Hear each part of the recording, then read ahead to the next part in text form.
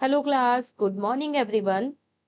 Class, जैसे कि हम लोगों ने प्रीवियस क्लास में एंटी मलेरियल ड्रग्स के बारे में जाना था, जिसमें से हमने एक मोस्ट इम्पॉर्टेंट ड्रग के बारे में बात की थी जिसका नाम है क्लोरोक्विनीन।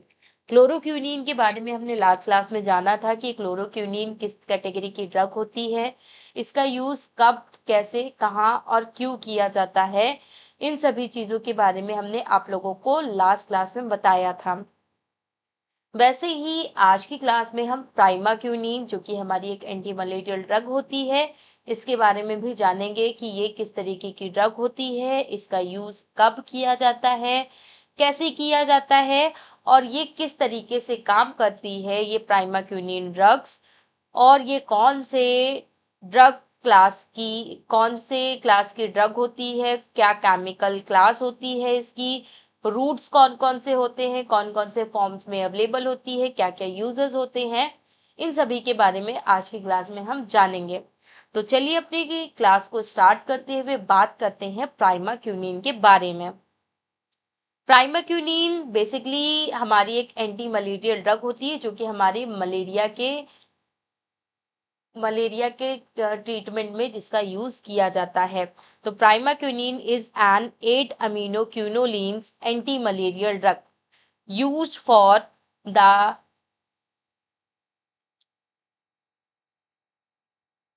radical cure of malaria caused by Plasmodium vivax and Plasmodium ovale।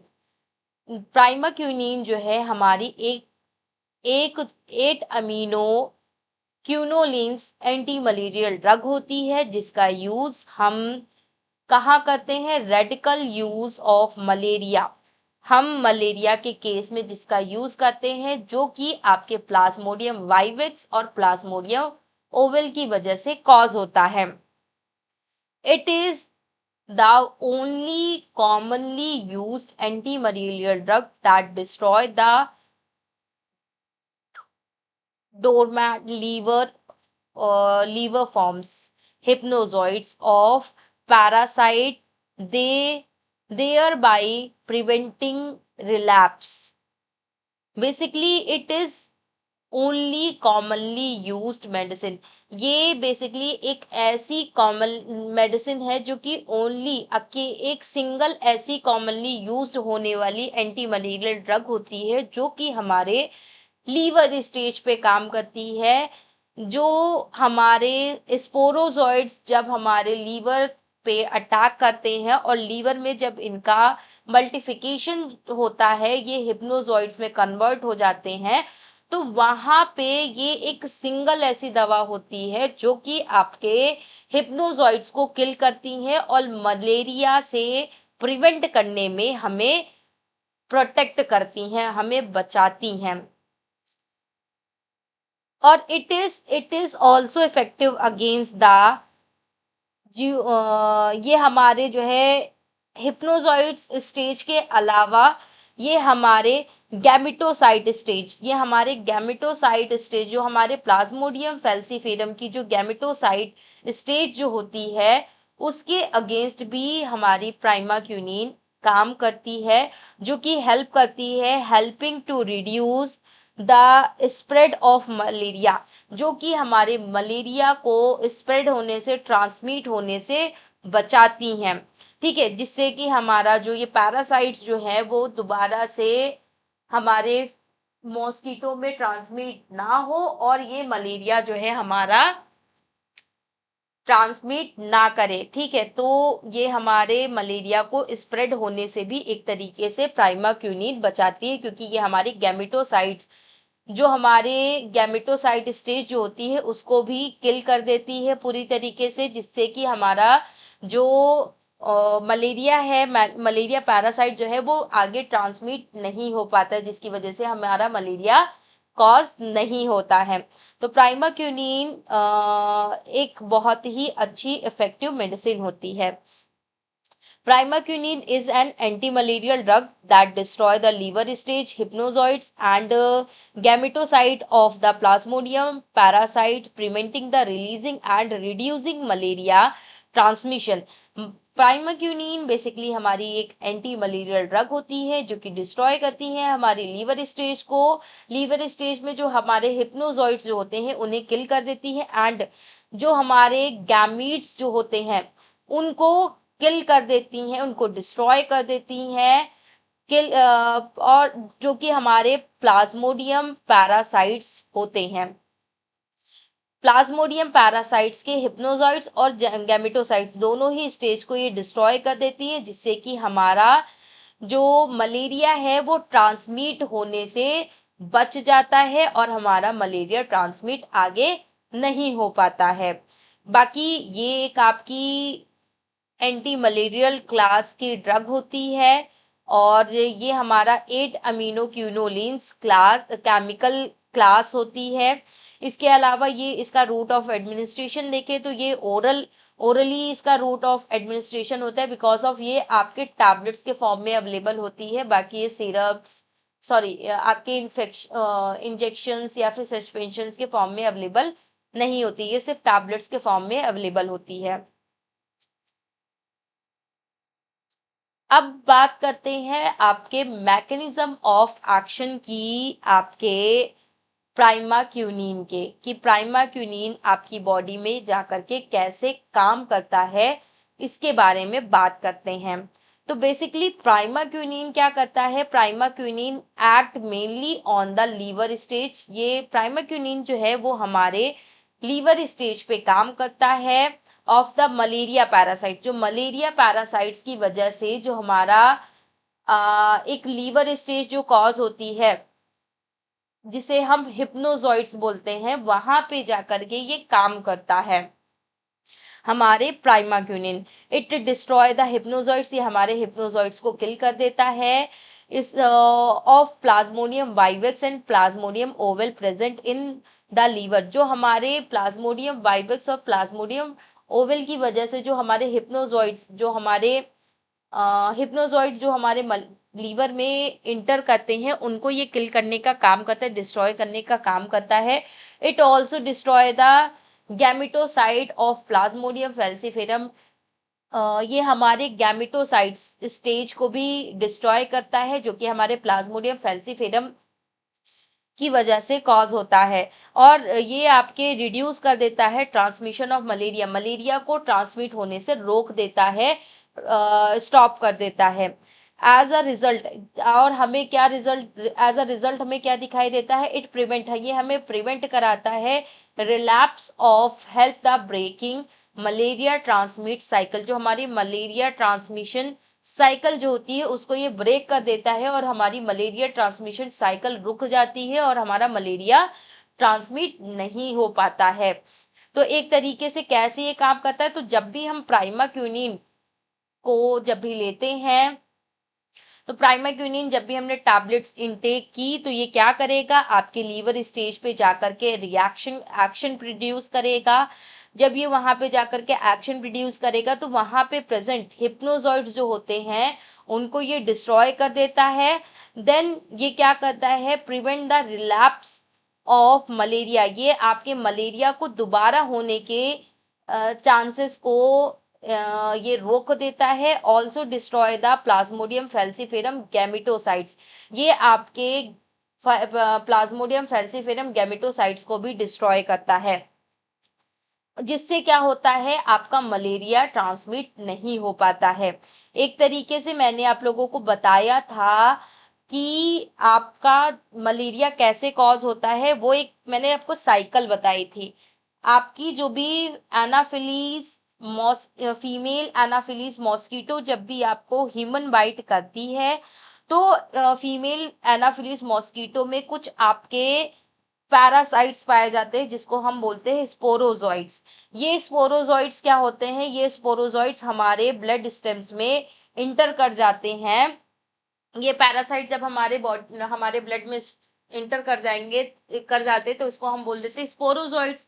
तो ये स्पोरोजॉइट्स जैसे ही हमारे बॉडी में इंटर करते हैं तो ये सबसे पहले जो इनका जो टारगेट होता है वो लीवर होता है। तो ये सबसे पहले क्या करते हैं? हमारे लीवर को टारगेट करते हैं और लीवर को डिस्ट्रॉय करने का काम कर लीवर में क्या करते हैं? ये अपने स्पोरोजॉइट्स का मल्टीप्लिकेशन स्टार्ट कर देते हैं। और आपके लीवर में जब ये स्पोरोजॉइट्स ट्रैवल करते हैं तो वहां पे आपके लीवर में ही आपके लीवर सेल्स के साथ आपके हिप्नोजॉइट्स आपके जो है पैरासाइट जो है ये आपके बढ़ने लगते हैं। इनका मल्टीप्लिकेशन होने लगता है जिसको हम बोल देते हैं हिप्नोसॉइड्स।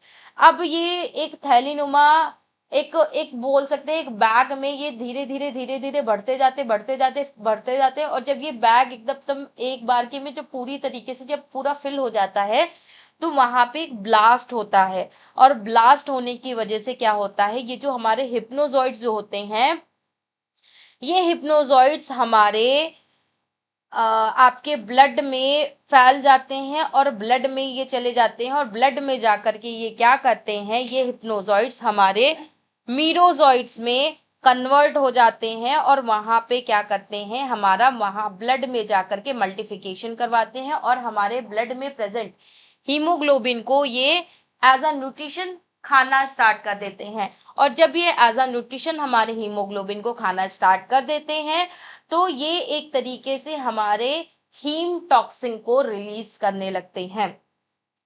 तो एक तरीके से क्या होता है कि जब ये हमारे ब्लड सेल्स में जाते हैं, जब हमारे ब्लड में जाते हैं तो ब्लड में आरबीसीज को, हमारे रेड ब्लड सेल्स को एज अ न्यूट्रिशंस ये खाने लगते हैं और हमारे आरबीसीज में भी ये अपना जो है मल्टीप्लिकेशन करवाने लगते हैं। और मल्टीप्लिकेशन जब ये करते हैं तो वहां पर भी एक ब्लास्ट होता है जिसकी वजह से आपकी आरबीसीज जो है वो फटने लगती हैं, रैप्चर हो जाती हैं। और जब ये ब्लास्ट होता है तो आपके ये मेरोसाइट्स जो होते हैं वो आपके ब्लड स्टेम्स में, न्यू ब्लड स्टेम्स में फॉर्म चले जाते हैं और ये आपके एक टिपिकल मलेरियल सिम्टम्स, मलेरिया के सिम्टम्स को कॉज करते हैं, लाइक हाई फीवर को कॉज करते हैं, आपके बहुत ज्यादा चिल मतलब बहुत ज्यादा ठंड को कॉज करते हैं, स्वेटिंग को कॉज करते हैं, हेडेक को कॉज करते हैं, वीकनेस को कॉज करते हैं, जो कि आपका ये इन्फेक्शन आपकी पूरी बॉडी में स्प्रेड हो जाता है और रिलीज करने लगता है आपके मेरोजॉइड इन्फेक्टेड न्यू आरबीसीज को फॉर्म करने लगता है, जिसकी वजह से ये आपके रिपीटिंग ये साइकिल को ये रिपीट करता रहता है और आपके नंबर्स ऑफ पैरासाइट्स आपके बढ़ते जाते हैं।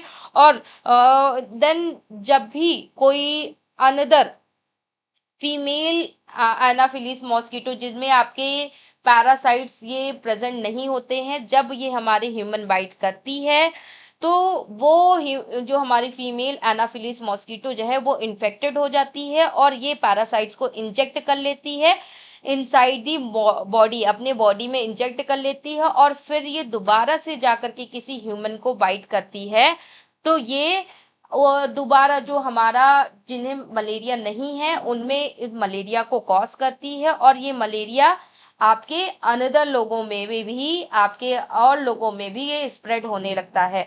तो इस तरीके से ये आपका मलेरिया जो है आपका ट्रांसमिट होता रहता है, जिसमें आपकी जो एनाफिलीज मॉस्किटो जो है वो आपके इस मलेरिया की जो साइकिल है उसको कंटिन्यू रखती है। तो इस तरीके से ये आपका रहता है। तो इस साइकिल को जो प्राइमाक्यूनिन जो हमारी टैबलेट है एक जो इम्पोर्टेंट रोल प्ले कर रही, ये हमारे इस साइकिल को ब्रेक कर देती है, जो कि हमारे लीवर स्टेज में, हमारे पहले चीज लीवर स्टेज में हमारे हिप्नोजॉइड्स को खत्म कर देती है। और जो हमारी सेकेंड स्टेज, इसके बाद जो हमारी सेकेंड स्टेज होती है हमारे गैमेटोसाइट्स की स्टेज को भी खत्म कर देती है। और गैमेटोसाइट्स जब हमारे स्टेज खत्म हो जाती है तो ये हमारे जो पैरासाइट्स होते हैं वो आगे ट्रांसमिट हो ही नहीं पाते हैं, जिसकी वजह से क्या होता है कि आपका मलेरिया दोबारा से ट्रांसमिट नहीं हो पाता है। इस तरीके से ये आपके काम करते हैं। अब बात करते हैं आपके प्राइमाक्यूनिन के यूजेस के बारे में कि प्राइमाक्यूनिन हम कहाँ कहाँ यूज करते हैं। तो बेसिकली प्राइमाक्यूनिन यूज हम कई सारी जगहों पे करते हैं, जैसे कि radical cure of plasmodium vivax malaria give with chloroquine और एक्ट। बेसिकली हम प्राइमा क्यूनिन को क्लोरोक्यूनिन के साथ देते हैं, जो कि हमारे प्लाज्मोडियम वाइवेक्स मलेरिया के प्रिवेंशन में, ट्रीटमेंट में यूज किया जाता है और as a anti malarial drug की तरह ये काम करती है। इसके अलावा radical cure of plasmodium ovale malaria, और ये आपके प्लाज्मोडियम ओवल मलेरिया के अगेंस्ट भी आपके काम करती हैं ये ड्रग्स। इसके अलावा prevent of relapse in Plasmodium vivax and plasmodium Oval infection. जो हमारा प्लाज्मोडियम वाइवेक्स और प्लाज्मोडियम ओवल इन्फेक्शन के दोबारा से रिलैप्स से आपको बचाती, प्रिवेंट करती हैं, दोबारा से रिसाइकल होने से आपको बचाती, प्रोटेक्ट करती हैं, दोबारा कॉज नहीं होने देती हैं। इसके अलावा सिंगल डोज ऑफ गैमेटोसाइडल ट्रीटमेंट, ये आपकी एक सिंगल डोज, आपकी प्राइमा क्यूनिन की एक सिंगल डोज आपके गैमेटोसाइड गैमेटोसाइडल ट्रीटमेंट में भी यूज की जाती हैं in plasmodium falciparum malaria to reduce transmission, ये जो कि आपके फैल्सीफेरम मलेरिया के ट्रांसमिशन को रिड्यूस करती हैं। इसके अलावा ये जो प्राइमाक्यूनिन ड्रग्स होती हैं, मेडिसिन होती हैं, ये आपके टैबलेट्स फॉर्म में अवेलेबल होती है, जो कि आपके 7.5 mg में या फिर 15 mg में अवेलेबल होती है मार्केट में। इसके अलावा कॉमन साइड इफेक्ट की अगर हम बात करें तो कॉमनली कई सारे साइड इफेक्ट हमें दिखाई देते हैं जब भी हम प्राइमा क्यूनिन का यूज करते हैं, जैसे कि आपका नोजिया हो गया, वॉमिटिंग हो गया, एब्डोमिनल पेन हो गया, loss of appetite, headache, dizziness. इस तरीके की कुछ कॉमन साइड इफेक्ट आपके कॉज होते हैं जब भी आप प्राइमा क्यूनिन को लेते हैं। तो जब भी आप प्राइमा क्यूनिन लेंगे तो आपको नोजिया जैसा फील होगा, आपको वॉमिटिंग हो सकती है, वॉमिटिंग भी या वॉमिटिंग होने के चांसेस आपके रहते हैं। इसके अलावा एब्डोमिनल पेन, आपको जब भी दवाइयाँ लेते हैं तो आपको बहुत ज़्यादा एब्डोमिनल पेन भी होता है, आपके पेट में दर्द होने लगती है। लॉस ऑफ एपिटाइट, मतलब कि आपकी भूख लगने की जो इच्छा है वो भी आपकी कम हो जाती है। इसके अलावा हेडेक, आपको हेडेक होता है, आपको सर में बहुत ज्यादा दर्द होता है, आपका ऐसा लगता है, आपको ऐसा फील होता है कि आपका सर एकदम फटा जा रहा है, इस तरीके की साइड इफेक्ट भी दिखाई देते हैं। इसके अलावा डिजीनेस भी आपको दिखाई देता है। तो ये कुछ कॉमनली साइड इफेक्ट दिखाई देते हैं। बाकी कुछ सीरियस साइड इफेक्ट भी आपको दिखाई देते हैं जब भी आप प्राइमाक्यूनिन ड्रग्स लेते हैं तब, जैसे कि अगर किसी व्यक्ति को G6PD डिफिशियंसी होती है तो उनमें कई सारे आपको डिफिकल्टीज दिखाई देती, जैसे कि ये हीमोलिटिक एनीमिया को कॉज करती है जिनमें G6PD डिफिशियंसी होती है। G6PD डिफिशियंसी आई थिंक आप सभी को नहीं पता होगा, मैं आपको बता देती हूँ। G6PD जो है एक हमारा बेसिकली एक एंजाइम होता है जो कि हमारी ब्लड में ही पाया जाता है, हमारी बॉडी में ही पाया जाता है। एक एंजाइम जो कि आप एक बेसिकली G6PD डिफिशियंसी एक ऐसा एंजाइम होता है जो कि कॉमनली आपके जेनेटिकली, आपके जीन्स के थ्रू, आपके माता पिता के थ्रू आपकी बॉडी में ट्रांसमिट होता है। और ये करता क्या है, ये एक तरीके से G6PD एंजाइम हमारे रेड ब्लड सेल्स को टूटने से बचाता है। कभी कभी कुछ ऐसी डिजीज कंडीशंस होती है जिसमें हमारे डब्ल्यूबीसी बहुत ज्यादा टूटने लगती हैं, सॉरी आरबीसी बहुत ज्यादा टूटने लगती हैं, या कुछ ऐसे फूड इंग्रेडिएंट होते हैं जब हम उन्हें कंज्यूम करते हैं तो ये हमारे आरबीसी को बहुत ज्यादा फॉर्म में तोड़ने लगती हैं। या फिर कुछ ऐसी दवाइयाँ होती हैं जो कि हमारे आरबीसीज को तोड़ती हैं, उनमें से ये हमारी एक ऐसी मेडिसिन है जो कि हमारे आरबीसीज को ज्यादा तोड़ सकती है।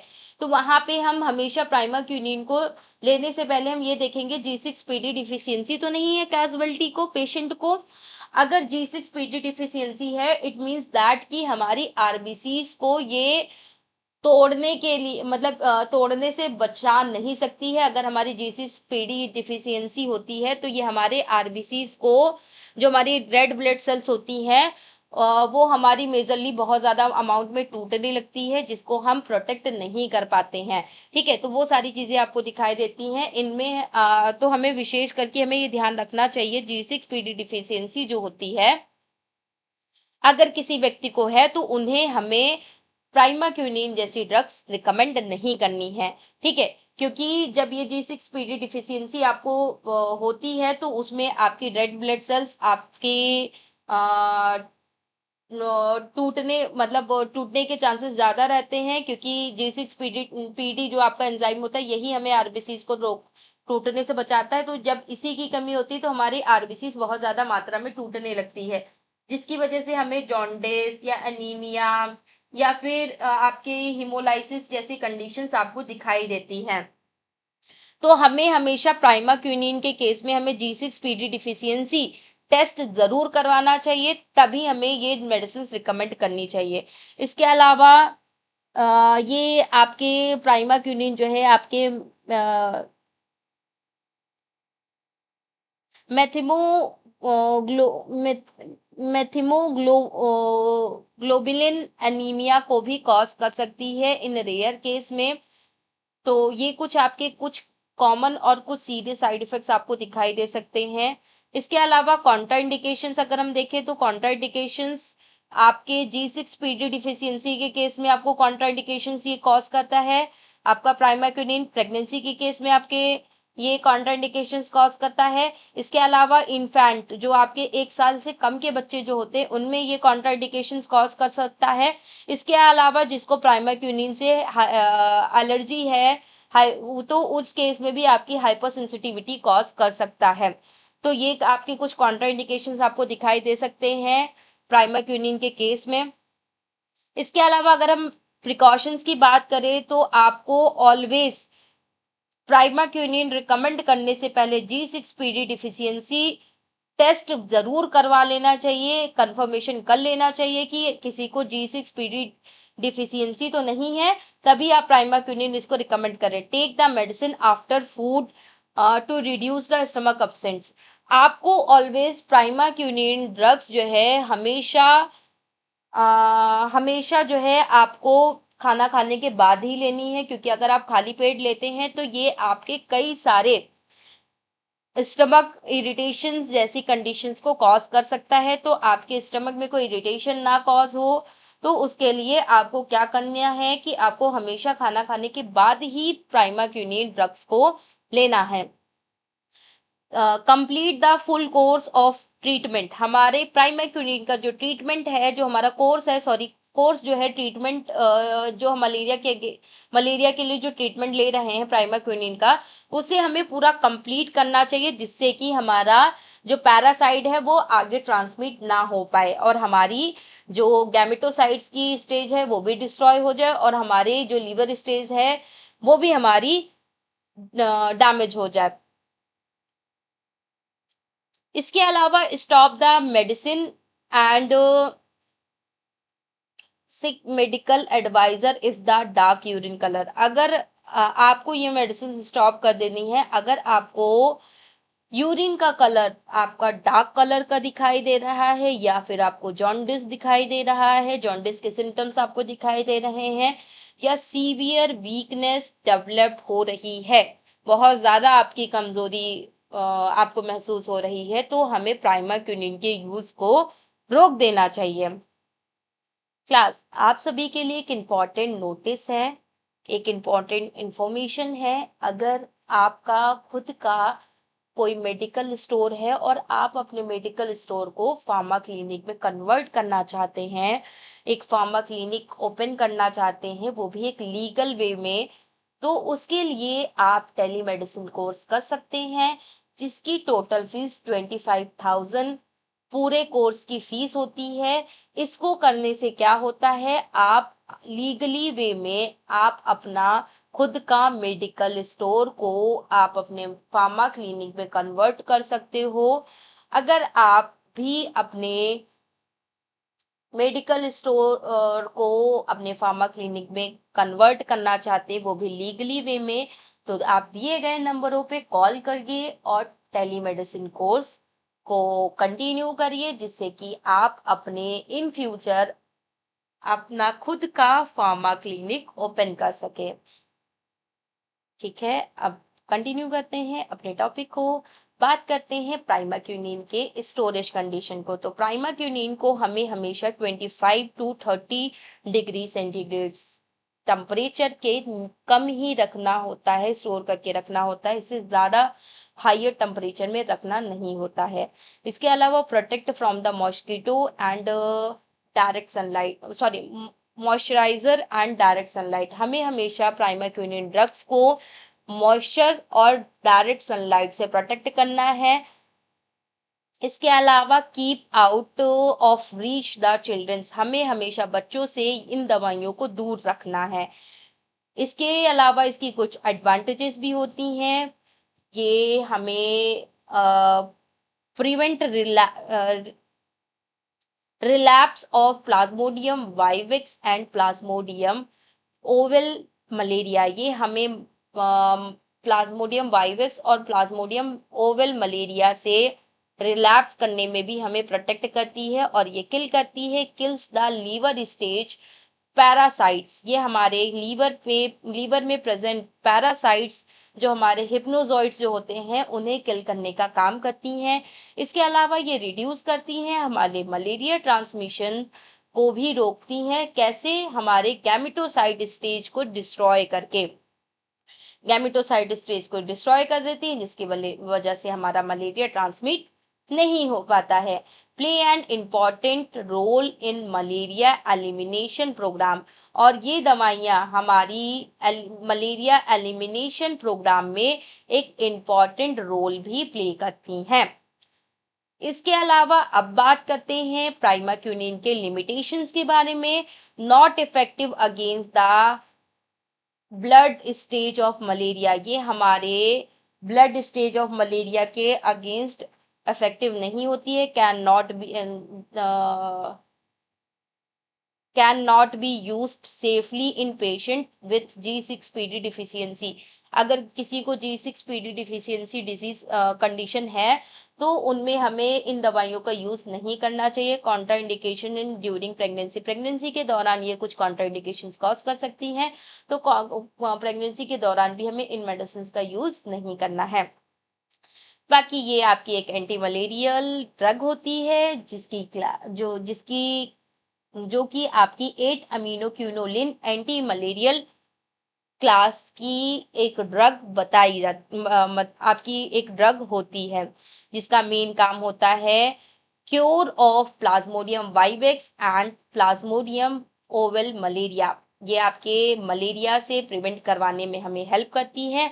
बाकी ये डिस्ट्रॉय करती है आपके हिप्नोजॉइड्स स्टेज को, आपके जो कि इसके अलावा आपके गैमेटोसाइट स्टेज को डिस्ट्रॉय कर देती हैं। बाकी इसके मेजर साइड इफेक्ट आपको G6PD डिफिशियंसी के केस में ही आपको दिखाई देते हैं, और जिसमें हमें इसको यूज नहीं करना चाहिए। बाकी इसके मेजरली बेनिफिट आपको दिखाई क्या देते हैं, ये आपके मलेरिया को ट्रांसमिट होने से बचाती है। तो यही सारी चीजें क्या है हमारे ऑल अबाउट मलेरिया के बारे में, वो प्राइमाक्यूनिन के बारे में है, कि प्राइमाक्यूनिन ड्रग्स को हम कहाँ, कैसे, कब, क्यों, किस तरीके से हम यूज करते हैं, क्या इनका यूज होता है, किस तरीके से इनका यूज किया जाता है, क्या प्रिकॉशंस हमें फॉलो करनी चाहिए, कौन कौन से प्रिकॉशन फॉलो करनी चाहिए।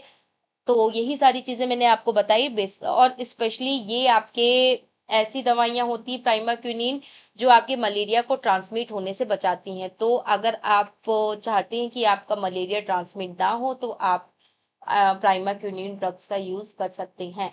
बट आपको बस ध्यान देना है, प्राइमाक्यूनिन ड्रग्स यूज करने से पहले आपको G6PD डिफिशियंसी टेस्ट जरूर से जरूर करवाना है, जिससे कि आपको ये कंफर्मेशन हो जाए कि आपकी बॉडी में ऐसा तो नहीं G6PD एंजाइम्स की मात्रा कम हो, जिसकी वजह से आपकी आरबीसी बहुत ज्यादा फॉर्म्स में टूट सकती हैं। तो इन सारी चीजों को आपको स्पेशली ध्यान रखना है। बाकी हम आपके नेक्स्ट क्लास में आपके नेक्स्ट टॉपिक के साथ दोबारा फिर मिलेंगे। तब तक के लिए बाय बाय, और आप लोग अच्छे से पढ़ते रहिए। अ, आपकी एंटी मलेरियल ड्रग्स जो कि मैंने आप लोगों को बताई, आपके सिलेबस के अकॉर्डिंग आपकी 2 ही एंटी मलेरियल ड्रग्स आपकी थी जिसके बारे में मैंने आपको बताया।